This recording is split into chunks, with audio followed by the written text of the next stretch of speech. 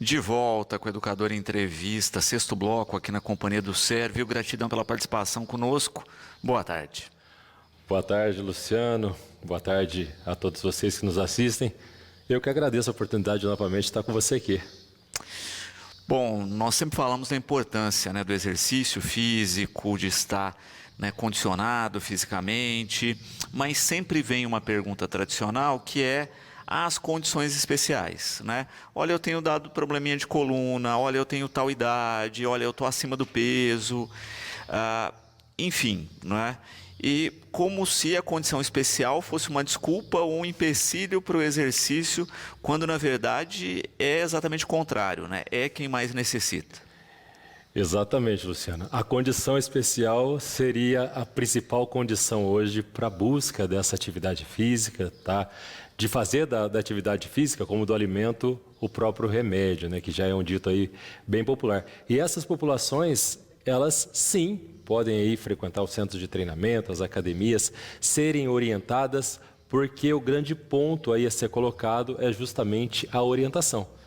Para cada uma das condições especiais, existem as suas especificidades, e essas especificidades são aí feitas, certo? São prescritas pelos profissionais que são habilitados a fazer essas prescrições. E isso é importante, né? Olha, todos podem, mas, porém, todavia, contudo, né? Acompanhados de um profissional com orientação correta para não se colocar em risco. Sim, né? Para todas as populações essa orientação é importante. Nas condições especiais, orientações especiais, orientações específicas. E dessas orientações específicas é que nós temos realmente que trazer essas populações. Porque as melhorias registradas, confirmadas pelas pesquisas científicas e até pela prática visual, viu, Luciano? Nós notamos ali que as condições, o diabetes, a hipertensão, elas são a via direta mais óbvia aí para que essas patologias, essas condições, elas sejam controladas. Nós temos também como as populações especiais aí, né? A gente coloca as gestantes, o pessoal a obesidade entra como uma condição especial. E esse público é um público, sim, nós temos aí na academia, nós temos orientações nas consultorias, dentro das clínicas de nutrição, mas ainda é uma população que deve buscar e não deve deixar aí essa condição especial como um pretexto para não procurar aí as academias ou as orientações. Muito bom. Também, não é? A gente percebe questões pontuais aqui e o Alfredo coloca isso, né? Diabetes, não é? É uma condição que afeta cada vez mais pessoas e que muitas vezes o exercício é uma ferramenta fundamental para o não desenvolvimento da doença ou para quem tem ter uma regulação melhor da doença. Exato, Alfredo. Excelente pergunta, obrigado por estar participando aí com a gente. O diabetes é muito silencioso, né? Às vezes as pessoas descobrem essa situação de estar com diabetes e quando descobrem acabam ficando desesperadas e aí surge essa incógnita, né? Será que eu posso ir para o exercício?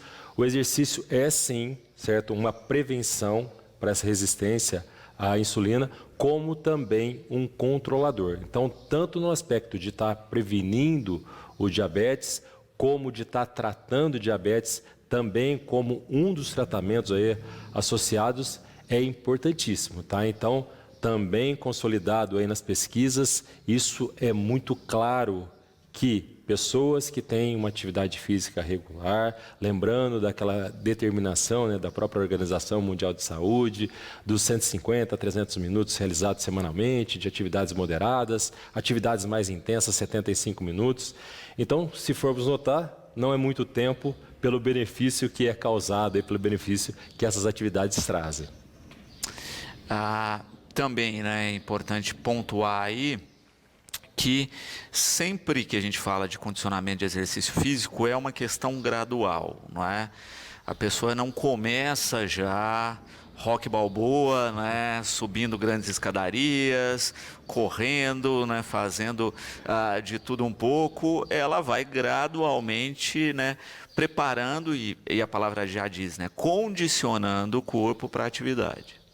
Isso, né? É uma condição mais que natural. Quando a gente planta uma semente, essa plantinha vai se fortalecendo, vai ficando forte, até que um dia você consegue pendurar o balanço na árvore, né? E essa é uma busca também, Luciano, que é uma responsabilidade. Tivemos esses dias um bate-papo muito legal, multidisciplinar, e trouxemos essa condição. Se o nosso aluno está treinando errado, se o nosso aluno está fazendo uma condição errada, a responsabilidade também é do profissional que deve orientá-lo, tá? E nós já começamos a notar aí que o projeto final de ano começa já a acontecer, né? O pessoal começa a pensar que agora, faltando 3 meses para o final de ano, eu tenho que me condicionar para chegar aí nas festas e depois o projeto verão.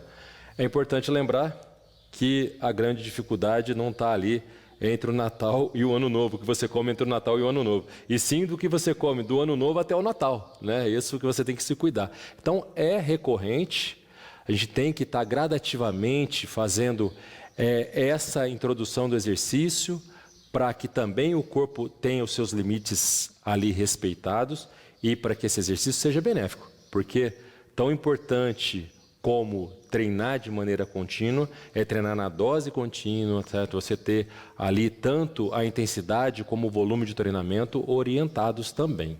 E a Ana Júlia colocando uma questão importante, né? A gente falando isso, né? Que o exercício físico é importante para todo mundo e a avaliação é importante para todo mundo, não é? Porque muitas vezes o sujeito não sabe que tem uma condição especial. Isso, Luciano. O trabalho começa justamente na multidisciplinaridade. Você tem que passar, sim, pelos exames de rotina, os exames médicos, tá? Porque você detecta, certo? Um diabetes, sim, por sinais, certo? Por sintomas, mas a confirmação disso vem pelo exame bioquímico ali, né? Pela hemoglobina glicada, certo? O primeiro sinalizador às vezes assusta, que é aquela glicemia periférica, né? Glicemia de jejum que você faz, mas existem exames, certo? Exames médicos que são colocados e a partir dali você faz uma avaliação. A avaliação de cada profissional, ela tem que ser o plano de voo para aquele profissional. Da mesma forma que o piloto não sai ali do aeroporto sem traçar o seu plano de voo, saber que vai passar por algumas turbulências, às vezes o profissional, seja ele qual for, vou trazer para as minhas áreas de domínio, educação física e nutrição, tem que existir uma avaliação, e digo mais, uma avaliação muito bem feita, porque a partir do diagnóstico, certo, de uma condição especial, você traz as avaliações também específicas, tanto o treinamento específico como a alimentação específica para aquela população especial. Puxando aqui um pouquinho mais, nós temos uma população especial queridíssima, que é a terceira idade, né? Essa população especial que hoje cresce também nas academias, que está se preocupando mais, mas que ainda é pequena. Porque o envelhecimento, Luciano, ele traz, além da sarcopenia, né, a diminuição da massa muscular, também a dinapenia, que é a diminuição da força muscular. E a diminuição da força está diretamente ligada à incidência de quedas. Quedas em idosos realmente traz aí uma condição mais especial para estar aí inutilizando, tirando aí independência, funcionalidade. Então, a avaliação, voltando na boa pergunta da Ana Júlia, ela é sim importantíssima e deve ser feita. Você que está aí procurando a sua academia, você que procura o seu profissional, pergunte sempre dessa avaliação, porque é ela que vai tangenciar todas as outras ações ali do profissional, seja ele qual for. Muito bom. E você falando de multidisciplinariedade, né, é uma coisa importante para a gente destacar. A gente fala do condicionamento físico, mas a gente tem os outros itens, né, que sempre é bom sono, né, evitar os hábitos desregrados aí, né, a bebida, o cigarro, etc. E o outro ponto que está ligado também com a sua formação, que é a alimentação. Sim, Luciano. Todos esses pontos, certo? Os hábitos saudáveis, como a qualidade de sono, são pontos da avaliação, certo? Esses pontos devem ser colocados durante a avaliação. E sim, nós temos o exercício como o autor principal aí, tá? Dessas condições. A alimentação também importantíssima, tá? Tão importante, eu digo sempre, né? Dessas duas áreas, se eu tenho uma asa aqui do exercício, eu tenho outra asa que é a da alimentação. E a partir daí, os hábitos são melhorados, certo? A condição do sono por liberações hormonais, ela é melhorada. Como consequência, quem dorme bem, acaba treinando bem, acaba se cuidando mais e a qualidade de vida vai se tornando cada vez mais consistente, tá? E também de forma gradativa. tanto no exercício como também na alimentação. Não dá para a gente ter aí atitudes extremas, né? O pessoal às vezes fala, agora eu vou tirar todo o carboidrato da minha alimentação, agora eu vou fazer um tipo de dieta específico, pensando que tudo aquilo que é muito restritivo ou tudo aquilo que é muito específico, só um tipo de alimento, possivelmente não vai trazer grandes benefícios, porque a nossa alimentação, ela também tem que ter aí uma variedade muito grande. Os alimentos têm, assim, também cada um seu potencial. Alguns mais ricos em carboidratos, outros mais ricos em proteínas. O pessoal às vezes fica preocupado com as gorduras, né, com os lipídios, mas nós temos vitaminas que elas só têm o seu metabolismo, né, as vitaminas que são as lipossolúveis, elas só têm o seu metabolismo associado às gorduras também. Então, lembrando que cada alimento tem a sua importância e eles devem fazer parte dessa gama da sua alimentação. Juliana aqui também, né, colocando uma questão, quando você coloca aí especificamente a respeito de alimentação, de uma coisa que não se falava e que hoje a gente tem mais acesso, que é a questão das intolerâncias, né? Às vezes o sujeito passava a vida com problemas, não sabia por quê, e hoje a gente vê, né, que tem mais diagnósticos pontuais e que muitas pessoas estão mudando de qualidade de vida, eliminando alguns produtos. E a partir daí, Luciano, a partir dessas restrições, tá, surgem também intolerâncias. Porque a partir do momento que você começa a restringir muito o seu corpo de um alimento específico, ele pode criar uma intolerância sobre aquele alimento. Mas o que é importante, Juliana? Sua pergunta é muito boa também. Hoje nós temos mais recursos para essas detecções também. E temos também outras estratégias, tá? Hoje, com pequenas introduções alimentares, você consegue trazer aí o controle dessas intolerâncias, as alergias alimentares, tá? Também hoje são também diagnosticadas, são tratadas por uma equipe que hoje pode tratar, né? Trazer e voltar até para aquela pessoa que tem aquela intolerância, para que tem aquela alergia, para que você consiga ter uma proximidade. Hoje, uma gama muito grande também de alimentos, de substituições, tá? Hoje a indústria alimentícia tanto tem a sua parte ali que é um pouco agressiva, que traz os alimentos industrializados, mas ela também tem se preocupado em trazer no rótulo, a rotulagem para você que é mais atento já mudou também, né? A rotulagem já vem ali descrito, ó, este alimento tem um alto índice de açúcar, esse alimento tem um alto índice de gordura. Essa é uma determinação muito boa e a indústria alimentícia se atenta para isso e quer também produzir alimentos mais saudáveis. Boa pergunta também, Juliana. Muito bom. E de fato a gente via isso, né? Às vezes a pessoa estava lá fazendo seu condicionamento físico e não tinha um rendimento adequado, não entendia por quê, né? Estava se alimentando direitinho, mas ainda... E aí vai ver, olha, tem uma intolerância aí, é isso que está te atrapalhando. Isso, Luciano, e existe, né? Existem, porque cada pessoa é um ser único e irrepetível, tá? Questões que são criadas ali sobre alguns folclores, aqueles alimentos que inflamam mais, aqueles alimentos que às vezes diminuem o seu rendimento. Nós temos que pensar para quê, como e quando, certo, esse alimento está sendo ali ministrado. Alimentos com índices inflamatórios, né, eles podem sim trazer uma inflamação para algumas pessoas, mas são indispensáveis para outras, né? Vou falar especificamente aqui do leite. Nós já chegamos a falar numa outra entrevista um pouquinho do leite. Nós temos aí qualidades diferentes do leite, tá? Então, há pesquisas, existem pesquisas mostrando sim processos inflamatórios, existem outras que mostram liberações inflamatórias menores. Mas por quê? Porque as populações são muito distintas, né? Com quem foi feita essa pesquisa? Com que população foi feita? Se essa pesquisa foi feita, por exemplo, na Índia, que tem lá um tratamento todo diferenciado, né? Nós temos ali um leite diferenciado devido justamente a como esses animais são tratados ali, nós vamos ter uma pesquisa totalmente diferente do que os animais que são criados exatamente para que produzam leite. Em que região nós estamos, em que país nós estamos.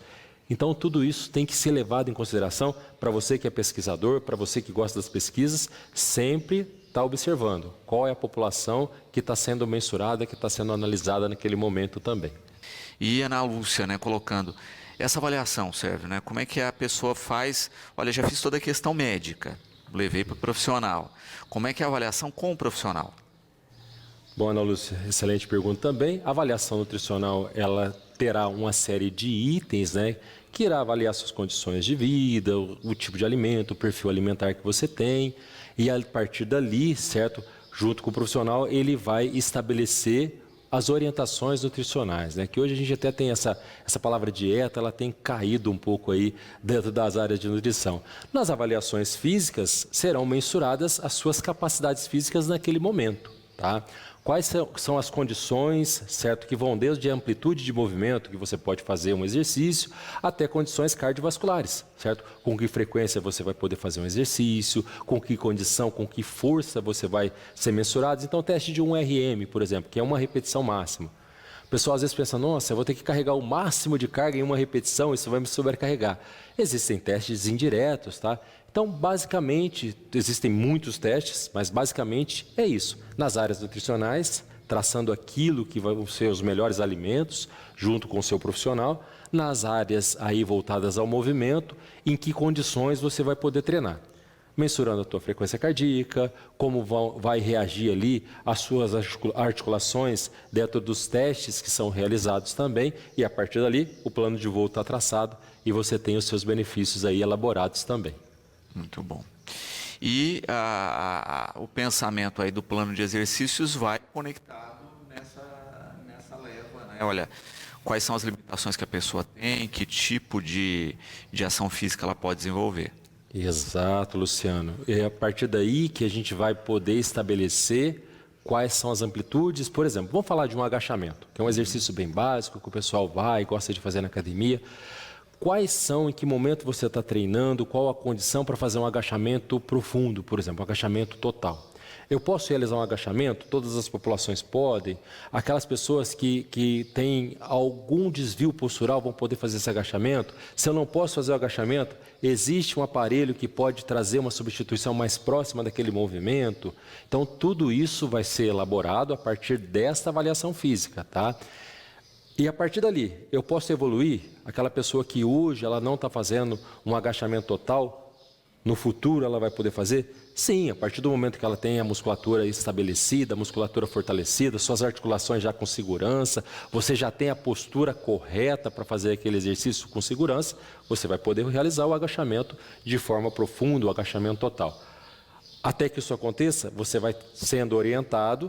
E vai trazer menos benefício? Não necessariamente, porque a palavra benefício ela fica aqui subjetiva, né? O que é benefício? Aquilo que vai causar o menor dano. Então, se você pode fazer um agachamento com aquela amplitude que não é total, é o seu melhor benefício naquele momento.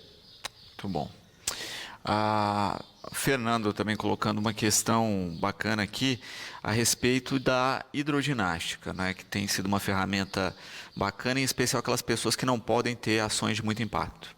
Sim, Fernando, também uma boa pergunta, tá? Aquelas pessoas que têm que diminuir o seu impacto, tá? E não é só para isso, né? A hidroginástica ela tem muitas outras funções, mas uma delas, falando só dessa, tá? Aquelas pessoas que naquele momento não podem ter exercícios com impacto um pouco maior. Sim, os exercícios, as atividades aquáticas, a hidroginástica, ela deve ser colocada também como uma estratégia. Lembrando que as ações, certo, ósseas, elas acontecem justamente por esse impacto. O osso tem a sua regeneração e ele precisa desse impacto. A partir dali, a hidroginástica pode ser associada com a musculação, por exemplo.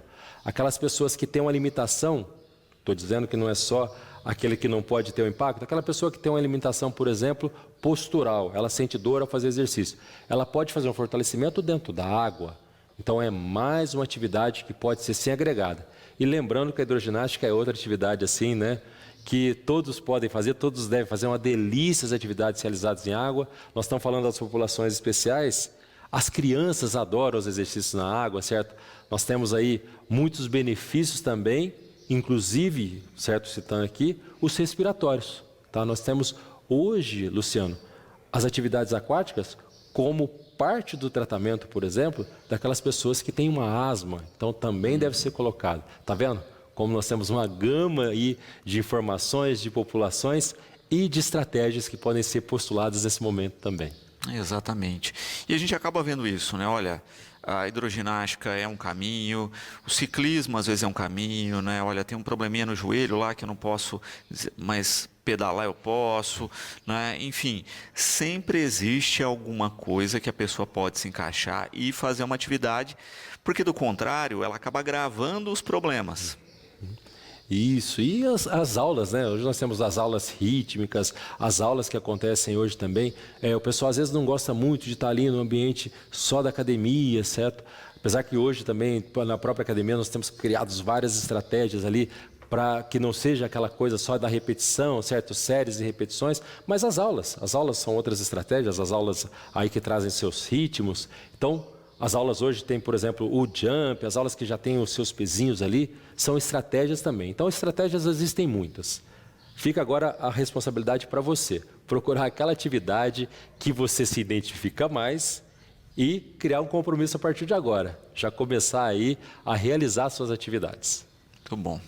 Serve para que as pessoas conheçam um pouco mais do seu trabalho, né? Quais são os caminhos? Bom, atualmente eu tenho um treinamento personalizado, também estou na academia Arena com muitos profissionais ali, então faço esse atendimento e também tenho atendimento nutricional hoje, tenho a clínica de nutrição e aqueles que quiserem contactar pelo 16 99127 9331 e quem quiser fazer suas avaliações também, certo? Entre em contato para a gente poder aí conhecer qual que é o seu perfil, conhecer aquilo que você pode fazer e traçar o seu plano de voo também, para que você termine esse ano da melhor forma. Sérgio, é sempre um prazer recebê-lo, né? Eu espero que a gente tenha conseguido sensibilizar as pessoas da importância, não é, da atividade física. Fica sempre o convite aqui, não é, na esperança de que, né, a cada conversa aí a gente consiga trazer mais alguém para as atividades físicas. Sim, Luciano, e claro que esse espaço aqui do programa é um espaço muito nobre e que tem sim sensibilizado as pessoas. Nós temos isso na prática, as pessoas que assistiram o programa, aquelas pessoas que viram a entrevista e que vão procurar suas atividades e sempre uma grande fonte de informação para que as pessoas que têm as suas dúvidas ou para aquelas que criaram algum mito, a gente consiga desmistificar aqui. Eu que agradeço de mais uma vez estar com você e com essa equipe que sempre nos atende muito bem aqui na Educadora.